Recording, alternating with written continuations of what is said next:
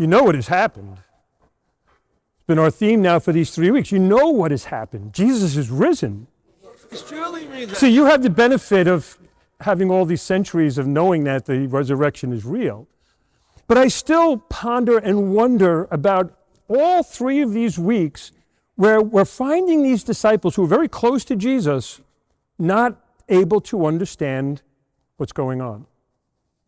On Easter Sunday, I spoke about a man who, when he went to college, became a very obnoxious, kind of atheistic kind of person who just saw everything two-dimensionally.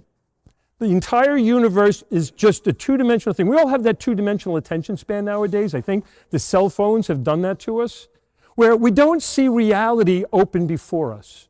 We don't see the vistas of what God has done. And so we have closed ourselves to the impossible. We've closed our hearts to thinking that the impossible could happen. That young individual had an encounter, and in that encounter the vistas were opened up. There he was in Medjugorje, and all of a sudden the whole world was opening up before him, and he was seeing things in ways he could never have imagined.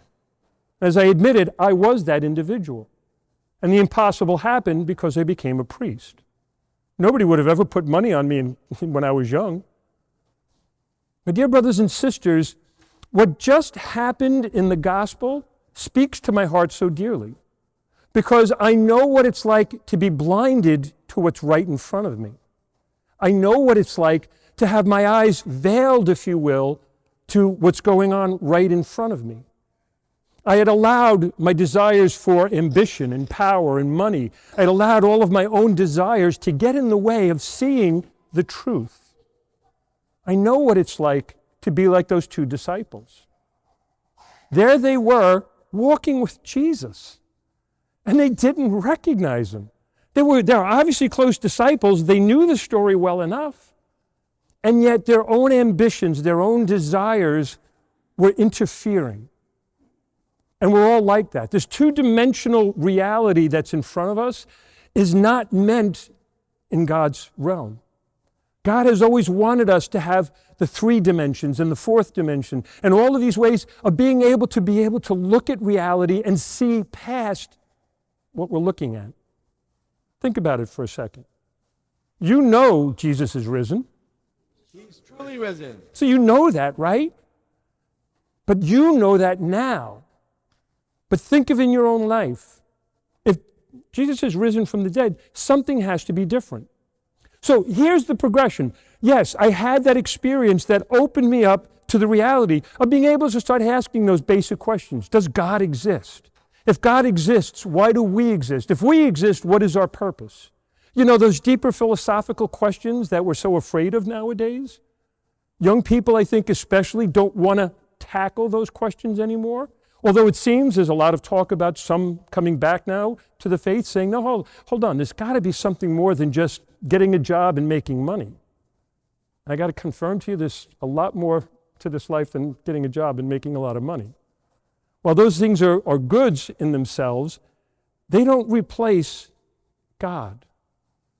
And I allowed God to be replaced in my life. And so that day I remember so well, those couple of days when I started to open up, but it was going to be more than a year that I would return. And I remember sitting in the pews at the services that evening, and my broken Croatian wasn't that good, but they'd made an announcement that later that evening there was going to be adoration. And so my uncle and I, we had exited the church, and we got in the car and we were getting ready to leave. And I said, did I understand right? Did he say that there's going to be adoration tonight? He said, he did. I said, then why are we leaving? I went back in, and probably for the first time, and I couldn't tell you how long, I knelt before the Blessed Sacrament, and trust me, some miracles happened. Some miracles happened in that moment because it was the Eucharist that suddenly I realized was the divine presence, Jesus Christ, body, blood, soul, and divinity, and Jesus revealed himself to me in a very particular way that evening. And I have to admit to you, it started the process of me even just thinking about the possibility of becoming a priest. Talk about the impossible. What is the impossible in your life? What holds you back from seeing Jesus in the Blessed Sacrament? Just like those 2 disciples, it took the breaking of the bread, it took the Eucharist to open them up. What will it take for you? So many of us, day to day, live as if the truth isn't important. The truth of Jesus Christ risen from the dead. The truth that God has given us this new hope. This truth that we are called to live as Christians. The truth that we are supposed to be the seedbed, if you will, of grace in this world. That truth that all of us know is there. But very rarely do we actually acknowledge it. And so I encourage all of you, especially, develop a new relationship with the Eucharist if you don't have one. I know some of you have a tremendous relationship and know the experience that I talk about, but many of us don't.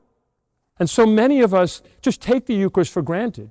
Oh yeah, I'm going to go to church on Sunday, receive communion, I'm good. It's got to be way more than that.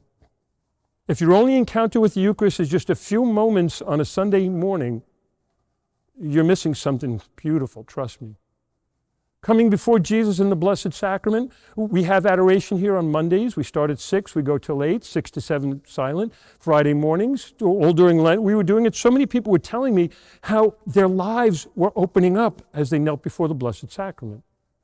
The reality of Jesus Christ, body, blood, soul, and divinity, your Lord and Savior, who's right there in front of you. Don't be like the 2 disciples and let your heart burn within you. I know my heart was burning within me for years, until I finally got it.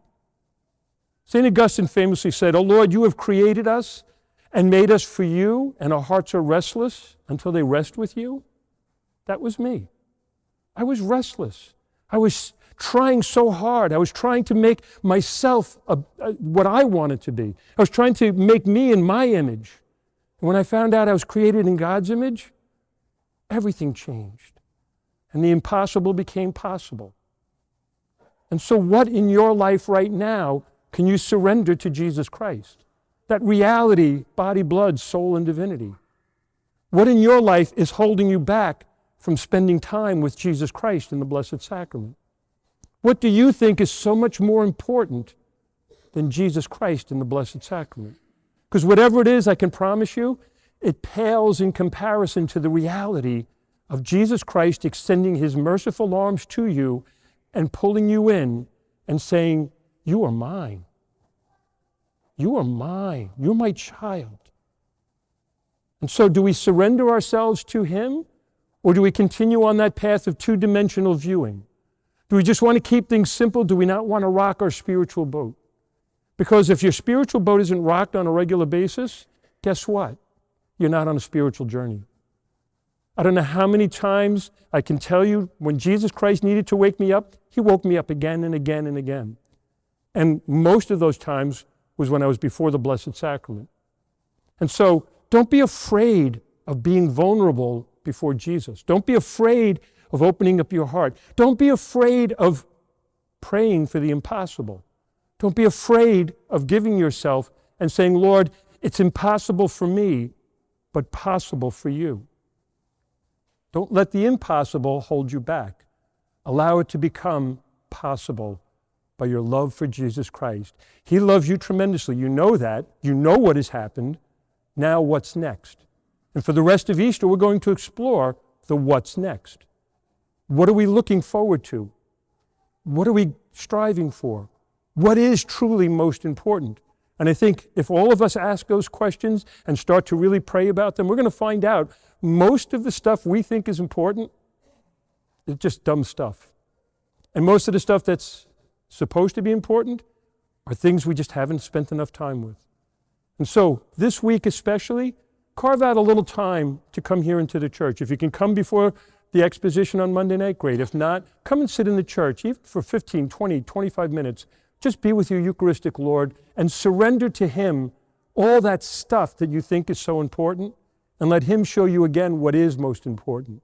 That you love the Lord your God with all your heart, mind, and soul, and that you love one another as he has loved you. There's nothing more precious than that. And so let the impossible finally become possible. God bless you.